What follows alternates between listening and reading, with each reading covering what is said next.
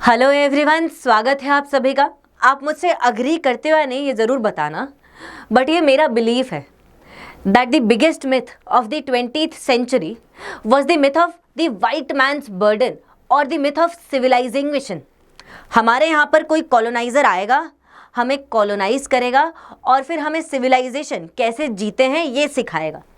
Britishers भी हमारे यहाँ पर आए, हमारी ट्राइब्स अलग अलग जनजातियों के अलग अलग ट्रेडिशंस को देखा, इनसे अम्यूज़ हुए, इन कबीलों से खुद इनके ही जंगलों का कंट्रोल छीना, इनको दबाया और इसके बाद इन्हीं की सिविलाइजेशन के सिंबल्स, इन्हीं की कस्टम्स की चीज़ें जो भी ये लोग पहनते थे, रखते थे, ओढ़ते थे, सबको ये लोग ब्रिटेन में ले गए और लंदन में दुनिया भर के सामने प्रदर्शनी पर, ऑक्शन पर रखा और उससे पैसे कमाए।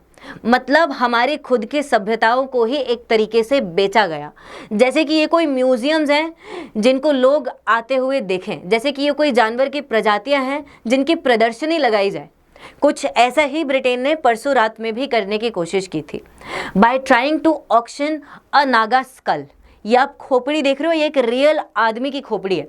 नागा ट्राइब्स में होता क्या है, अलग अलग नागा की ट्राइब्स, पर्टिकुलरली कोन्याक ट्राइब्स के बारे में आप सर्च करना, ये जब वॉर में जीतते हैं राइवल ट्राइब से, तो जीतने वाला हारने वाले का सरकलम करता है और उसकी खोपड़ी को as a winning trophy collect करता है। अब हमारी खुद के जनजातियां जो भी करती हों, हम जो भी करते हो वो हमारा मैटर है, लेकिन अब आपने हमें कॉलोनाइज तो नहीं कर रखा ना कि आप हमारी ऐसी पुरानी चीज़ें जो आपके पास रखी है उनको बैठकर ऑक्शन करो। This was the argument of Nagaland chief minister Neiphiu Rio also. इन्होंने रिक्वेस्ट की external affairs minister S Jaishankar से ये सब रुकवाओ और तब जाकर इस खोपड़ी का ऑक्शन रोका गया। लेकिन यहाँ सवाल यही है कि क्या वेस्टेजेस ऑफ कॉलोनियलिज्म आज भी बचे हैं? आज भी जितनी भी कंट्रीज कॉलोनाइज्ड थी, जो सो कॉल्ड ग्लोबल साउथ का पार्ट थी, ये आज भी डेवलपिंग है, except for China, Korea, south Korea. ज़्यादातर कंट्रीज आज भी डेवलप्ड नहीं है। लेकिन कहते हैं ना, रस्सी जल गई बल नहीं गया। आज यूनाइटेड किंगडम की हालत भी कुछ वैसी ही है। ये लोग जल्द ही डेवलप्ड से हो सकता है डेवलपिंग कंट्री का स्टेटस हासिल कर लें। They are themselves turning into a third world country now, जिनसे खुद ये लोग डिस्टेन क्या करते थे, जिनको ये लोग कॉलोनाइज कर चुके थे, लेकिन तब भी इनका बल नहीं गया है। तो आज हम यूके के डिक्लाइनिंग स्टेटस पर बात करेंगे, कैसे ये लोग एक थर्ड वर्ल्ड कंट्री में डेवलप हो रहे हैं। By the way, third world country is a derogatory term, लेकिन मैं जान करके इसको यूज़ कर रही हूँ ताकि हम इस टॉपिक को समझ सकें। उसके पहले आप ये मैप देखो, this is the map of population density of Britain. ज़्यादातर इनकी जो पॉपुलेशन डेंसिटी है वो लंदन और Norwich, south eastern United Kingdom में बेस्ड है, which is close to the English channel and European countries. और इनको पता है यूरोप के साथ इनका ट्रेड इंपॉर्टेंट है, तब भी इन लोगों ने अपने खुद के पैर पर गोली मारी बाय इंश्योरिंग ब्रेग्जिट। और उसके बाद से जो स्पाइरल हुआ है, क्योंकि ब्रेग्जिट हुआ उसके बाद फिर कोविड ही आया है, और कोविड के बाद जो इनके यहाँ इन्फ्लेशन राइज हुआ है उसने ब्रिटेन के लोगों की परचेजिंग पावर पैरिटी को काफ़ी हद तक ख़त्म किया और परचेजिंग पावर को इरोड कर दिया। मतलब ब्रिटेन के लोग बहुत सारी बेसिक चीज़ें, हाउसिंग, फ्यूल, फूड, ये सब अफोर्ड नहीं कर पा रहे। और उसके साथ साथ इनकी हाउसिंग के प्राइजेस आप देखो कॉन्स्टेंटली एस्ट्रोनॉमिकल रेट्स पर राइज कर रहे हैं, बिकॉज इंसान को घर तो चाहिए ही बेसिक लेवल पर। तो अब हाउसिंग के रेट्स बढ़ते जा रहे हैं और लोग इन बेसिक चीज़ों को अफोर्ड नहीं कर पा रहे हैं। और इसी के साथ साथ इनकी इकोनॉमी की प्रोडक्टिविटी, जितने नंबर ऑफ आवर्स देते हैं उसके कंपैरिजन में जितना जीडीपी का इनका आउटपुट निकलता है, that is constantly on a declining growth path. ऐसा नहीं है कि प्रोडक्टिविटी कम हुई है, लेकिन बढ़ भी नहीं रही है। 2000 से ग्लोबल फाइनेंशियल क्राइसिस तक कॉन्स्टेंटली रेट बढ़ रहा था, अब इस रेट का बढ़ना कम हो गया है। मतलब जितना ये इन्वेस्ट कर रहे हैं उससे इनको जीडीपी में आउटपुट कुछ नहीं मिल पा रहा। ये सब start actually global financial crisis से होता है और उसके बाद से मल्टीपल इंसिडेंट्स होते हैं जो इन लोगों को इम्पैक्ट करते हैं। लेकिन इस पूरी कहानी को शुरू करने से पहले एक इम्पॉर्टेंट अनाउंसमेंट, अगर आप पटना या बिहार को बिलोंग करते हैं, अगर आप यूपीएससी अनअकैडमी के पटना सेंटर पर विजिट कर सकते हैं for UPSC as well as BPSC की प्रिपरेशन, तो आप डू विजिट। विजिट कीजिए, आपको काउंसलिंग मिल जाएगी for both UPSC as well as PPSC. इसी के साथ साथ दिल्ली के करोल बाग में इंग्लिश मीडियम की फाउंडेशन की बैच चलती है, मुखर्जी नगर में हिंदी मीडियम की बैच चलती है और प्रयागराज में हिंदी प्लस इंग्लिश मीडियम की बैच चला करती है। इसके अलग अलग फीचर्स हैं, CSAT, current affairs, essay, test series, mentorship, all of that.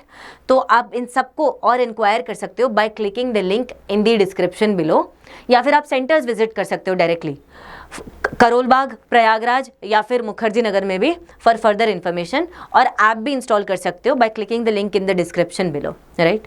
तो ये आप देख लो, कॉन्स्टेंटली इनकी हाउसिंग प्राइसेस राइज कर रही हैं, बेसिक कमोडिटीज राइज कर रही हैं, इनकी इकोनॉमी ग्लोबल फाइनेंशियल क्राइसिस तक तो ठीक था, लेकिन उसके बाद सडनली इनके इकोनॉमी में एक नेगेटिव आउटपुट दिखाई दिया था इन 2008 एंड 2009।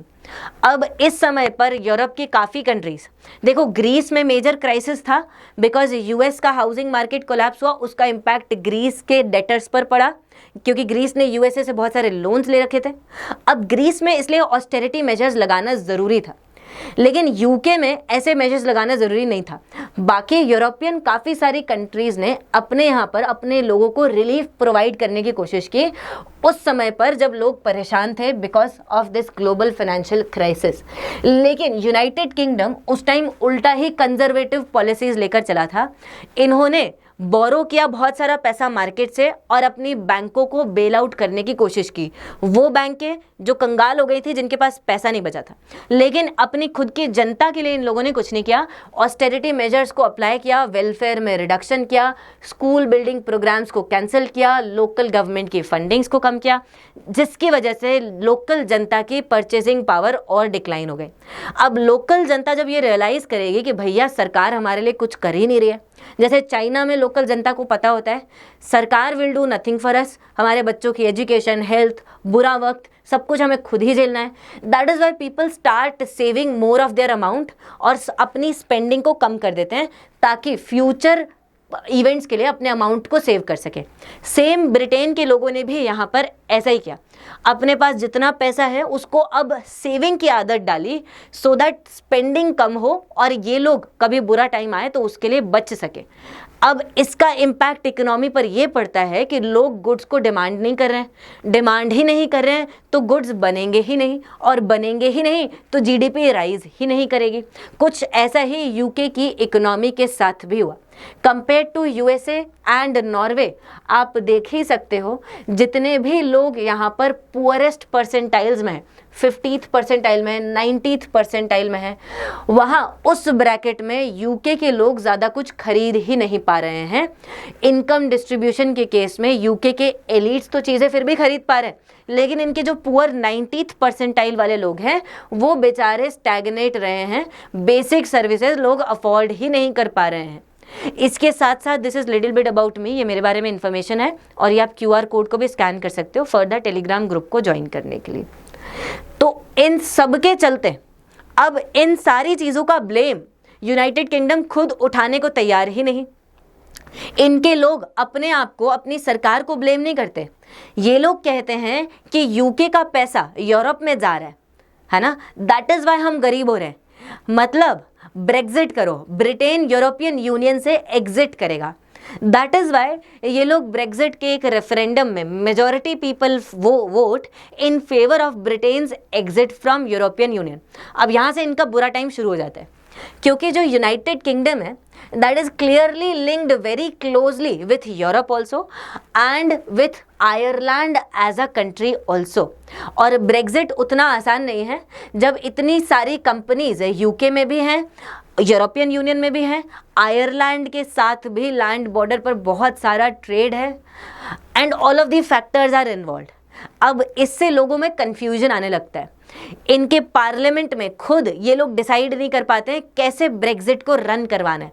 थेरेसा मे की सरकार आती है, थेरेसा मे के प्रपोजल्स को 3 बार पार्लियामेंट वोट डाउन कर देता है। कि ये वाला ब्रेग्जिट तो हमें नहीं चाहिए, कुछ और प्रपोज करो। अब थेरेसा मे बेचारी प्रपोज क्या करेगी जब पता है हर किसी को कि ब्रेग्जिट से ब्रिटेन का ही नुकसान होना है, तो क्या ही प्रपोज करें। आयरलैंड के साथ बॉर्डर वाला जो ट्रेड है that is again very controversial, क्योंकि आयरलैंड में लॉन्ग टर्म से एक वो निहिलिज्म और रिवॉल्यूशन रहा है अगेंस्ट दी ब्रिटेन गवर्नमेंट। तो जो ये आयरलैंड का पार्ट ऑक्यूपाई कर रखे हैं वहाँ पर फिर इंस्टेबिलिटी के चांसेस थे और रिबेलियन दोबारा राइज होने के चांसेस थे। So this was controversial. Still उनकी खुद की जनता, उनके पॉलिटिशियंस आपस में लड़ने के लिए और थेरेसा मे की सरकार को गिराने के लिए बैठे हुए थे। अब सरकार गिरी तो बोरिस जॉनसन है। बोरिस जॉनसन ने आते ही इनके खुद के पार्लियामेंट को बिल्कुल रिसेस में डाल दिया। क्वीन को बोल दिया पार्लियामेंट को अभी रिसेस में डालो जब तक मैं ब्रेग्जिट को पुश करता हूँ। लोग चले गए सुप्रीम कोर्ट, क्या कर रहे हो भाई साहब, ये हमारे वी आर दी मतलब harbingers of parliamentary democracy in the world, हमारे पार्लियामेंट को साइडलाइन करोगे। तब सुप्रीम कोर्ट की फटकार के बाद दोबारा इनका पार्लियामेंट शुरू हुआ और बोरिस जॉनसन ने ये थ्रेटन किया कि अगर कोई डील एक्सेप्ट नहीं करेगा पॉलिटिशियन, अगर पार्लियामेंट में डील पास आउट नहीं होती है तो मैं नो डील ब्रेग्जिट कर दूंगा, बिना डील के ब्रेग्जिट करवा दूंगा, फिर बैठे रहना, वो और ज़्यादा नुकसान करेगा और फिर ब्रिटेन उस नुकसान से 50 साल तक शायद उभर ना पाए। तब जाकर जैसे तैसे 2021 के आसपास इनकी एक डील डिसाइड होती है कि हाँ भैया ऐसे यहाँ पर ब्रेग्जिट करवाएंगे और यूरोपियन यूनियन भी इस डील के साथ यहाँ पर बिल्कुल अग्री कर जाता है। लेकिन उसके बाद यूके का जो ट्रेड ओपननेस है वो कम हो गया कंपेयर टू G7 कंट्रीज। अब ट्रेड ओपननेस आपकी कम हो गया, आपकी बॉर्डर्स को आप क्लोज कर रहे हो तो आपके यहाँ से इन्वेस्टर भागेगा और यूरोपियन यूनियन की कंट्रीज़ में जाएगा, क्योंकि बहुत सारी ऐसी कंट्रीज़ हैं जिनके लिए यूरोपियन यूनियन ज़्यादा मैटर करता है कंपेयर टू यूके का बिजनेस इकोसिस्टम। तो ये लोग भागने लगे। यूके की इकोनॉमी में भी ये साफ साफ विजिबल था, जहाँ यूरोप की बाकी कंट्रीज़ पॉजिटिव में जा रही थी, यूके बेचारा इसी समय पर 2019 के आसपास आप देखो 19 से 22 नेगेटिव में गया है। मतलब इन्होंने जितने भी हसीन सपने देखे थे वो सारे ही कम हो गए, सारे ही खत्म हो गए। और फिर कोविड का इम्पैक्ट इन लोगों पे ज़्यादा पड़ा है, क्योंकि इन्होंने अगेन अपनी डोमेस्टिक पॉपुलेशन को कुशन करने के लिए कुछ नहीं किया। कंजर्वेटिव सरकार थी, राइट। ये लोग बोरिस जॉनसन खुद पार्टी करने में बिजी थे, तो एक पार्टी गेट स्कैंडल क्रिएट कर लेते हैं, लोग उससे और परेशान और प्रोटेस्ट होते हैं। सो यूके में जो रिकॉर्डेड फॉल है रियल जीडीपी में, that is declined by more than 10%, that is more compare to other such similar level of economies also. अब उसके बाद आता है यूक्रेन का वॉर, क्योंकि यूक्रेन वॉर में यूके प्रो यूएस पोजीशन ज़्यादा लेता है compare to Germany and France also. तो ये लोग यूक्रेन को भर भर के पैसा देते हैं और वहाँ से नेचुरल गैस को इंपोर्ट करना बहुत कम कर देते हैं। ये आप देखो नेचुरल गैस है, कैसे नेचुरल गैस का import over a period of years 2020 के बाद जब 2022 में यूक्रेन पर इन्वेजन होगा तो वो और कम हो जाएगा और इसकी वजह से यूके में महंगाई और बढ़ जाएगी, क्योंकि अब आपको नए सोर्सेज ढूंढने हैं जहाँ से आप ऑयल इंपोर्ट करोगे, रिन्यूएबल्स का शेयर बढ़ाओगे, महंगाई और बढ़ेगी। And that is called as imported inflation. बाहर से जो एनर्जी की वजह से इन्फ्लेशन आ रहा है, अब उससे बेसिक कमोडिटीज़ का प्राइस और बढ़ेगा।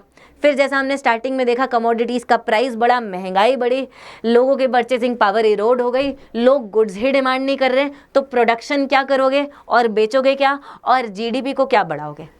लेकिन तब भी कहते हैं ना कि इनकी वो खोपड़ी बेचने वाली आदत। So now in this context Bharat को कैसे इन वेस्टेजेस ऑफ कॉलोनियलिज्म से फाइट करना चाहिए, क्या इस टाइप के इश्यूज हम यूनाइटेड नेशंस सिक्योरिटी काउंसिल में उठा सकते हैं, रेस कर सकते हैं, क्या इसके लिए हम यहाँ पर जो वर्ल्ड हेरिटेज के लिए यूनेस्को इतनी सारी एफर्ट्स लेता है, क्या उसमें कुछ बातचीत कर सकते हैं कि हेरिटेज को कैसे डैमेज ना किया जाए या ऑक्शन ना किया जाए कभी। इसके लिए ज़रूर बताइएगा। Like share comment people, thank you.